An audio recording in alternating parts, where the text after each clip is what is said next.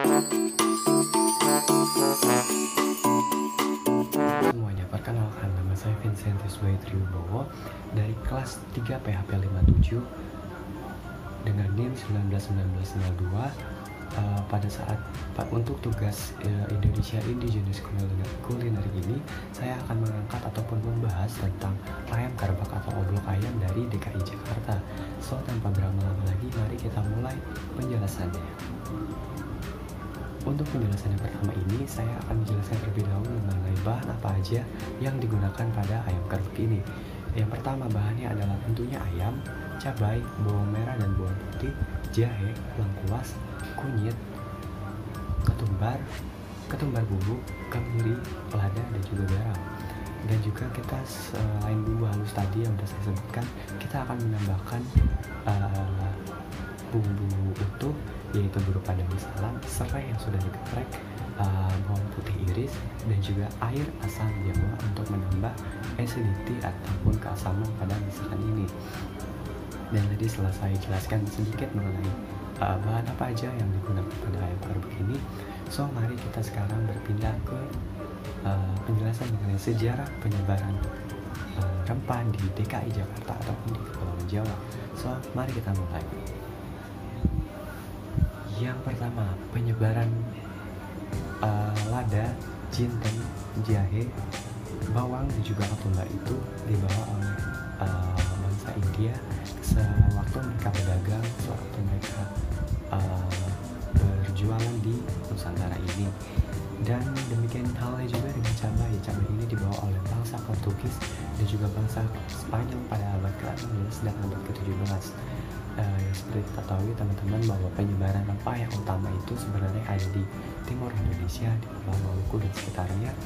Tapi pada kesempatan kali ini saya juga membahas bahwa di Pulau Jawa itu sebenarnya ada komoditas yang cukup bagus pertumbuhannya, yaitu adalah komoditas lada. Dari komoditas lada ini, walaupun hanya sedikit komoditas lada dan mungkin hanya beberapa komoditas lainnya, tapi peran Pulau Jawa ini nggak bisa kita kesampingkan dari peran sebagai penghubung antara Pulau Timur Indonesia dengan dunia internasional dalam perdagangan rempah-rempah.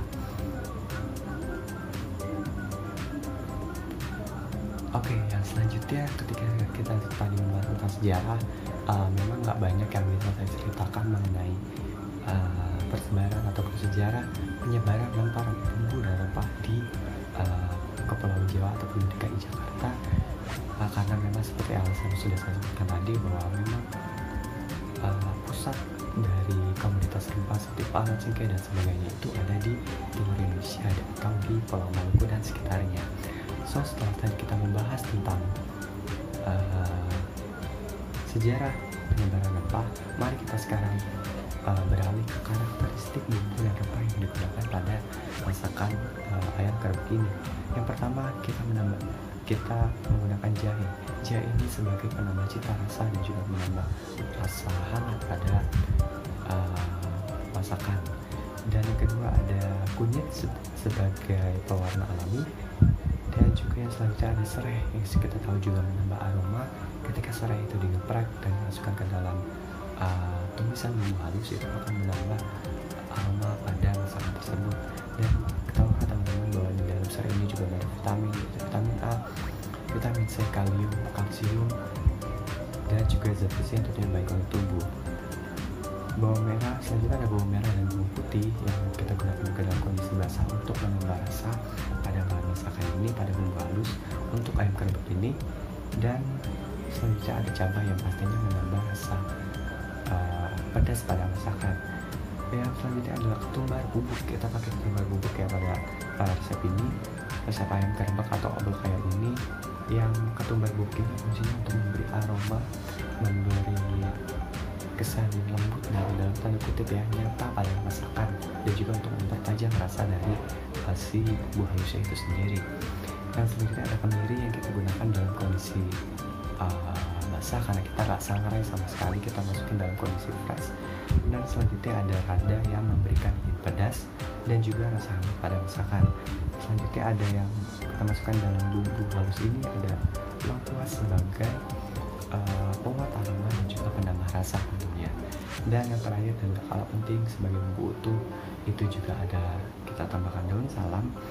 Dan di daun salam ini fungsinya juga memberi aroma dan dapat mengurangi rasa amis pada seafood ketika kita menggunakannya untuk pengolahan seafood. Oke teman-teman, dan setelah kita tadi membahas tentang bahan-bahan apa aja, kita membahas juga tentang sejarah penyebaran bumbu dan rempah di DKI Jakarta maupun di Pulau Jawa, dan juga kita sudah membahas tentang karakteristik bumbu ketika kita menggunakan bumbu dan juga rempah yang terdapat pada resep ini. Dan yang terakhir adalah sudah saatnya saya untuk memberikan pesan dan juga kesan kepada teman-teman adik kelas maupun siapapun yang menonton video ini. Pesan dan kesan saya adalah bahwa kita sebagai bangsa Indonesia, kita patut bersyukur bahwa bangsa kita dianugerahi kekayaan alam dengan tanah yang bagus untuk ditanami berbagai komoditas, baik itu padi maupun juga rempah-rempah yang tadi saya bahas. Dan ada baiknya juga kita sebagai generasi muda, kita patut berbangga untuk mengangkat masakan tradisional, untuk mempopulerkan masakan tradisional ini agar bisa diketahui dan dikenal oleh bangsa luar. Karena saya yakin banyak banget hal yang bisa bikin bangsa Indonesia ini lebih dikenal lagi, bukan hanya dari orang kenal Indonesia sekedar Bali ataupun masakan khas Bali aja, tapi kita punya Sabang sampai Merauke, di mana itu pasti banyak banget masakan yang ada di tiap daerahnya. So kesimpulannya dari kesan saya ini adalah mari kita cintai, mari kita promosikan masakan-masakan, entah itu melalui media sosial atau apapun itu, untuk kelestarian kuliner kita, biar jangan sampai di suatu saat nanti di masa yang akan datang kita kehilangan kuliner ini karena diakuisisi oleh negara lain.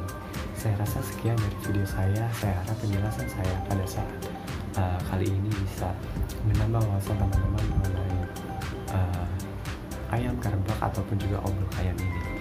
Terima kasih teman-teman, saya Situs Menteri Wibowo dari kelas 3 PHP 57 dengan NIM 1919 mengucapkan pamit. Terima kasih dan sampai jumpa.